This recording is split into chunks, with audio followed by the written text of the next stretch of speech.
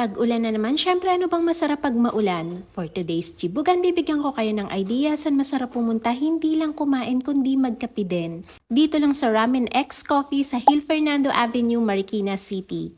The good thing pa here is sobrang affordable lang yung mga prices nila, pero I assure you hindi masasacrifice yung quality ng pagkain at talaga masasabi mong pwedeng balikan. What I tried is yung cheesy katsu ramen. Tingnan nyo naman yung katsu, ang perfect ng pagkaka-fry. May egg, may veggies on top, at lalagyan pa ng dalawang klase ng cheese. Then ito torch para mas mag-elevate yung lasa, and I never disappoint talaga dito pa lang sa katsu kasi ang tender ng laman, ang sarap ng melted cheese, yung texture ng noodles is maganda, saktong-sakto lang. Yung broth is creamy, napaka-umami. Eto pa yung isang must try talaga sa kanila, tempura curry. Ang laki ng tempura nila, ang perfect ng pagkaka-fry, kaya ang ganda ng texture. Then sobrang nagko-complement sa curry sauce. This one naman yung takoyaki na hindi the usual na malambot. Fried takoyaki siya. Crunchy outside. Inside naman is seasoned soft. Yung gyoza naman nila is meaty, fatty. Hindi talaga tinipid. Soft yung texture. May part na crispy. For my frap naman is salted caramel na sobrang nagustuhan ko din. Combines the sweetness of caramel and slightly salty. Para sa mga prices nila sa menu na wallet friendly pero yung quality and lasa is kaya makipagsabayan sa nagsasarapang ramen house. Worth trying talaga. That's it. Thank you for watching. Bye!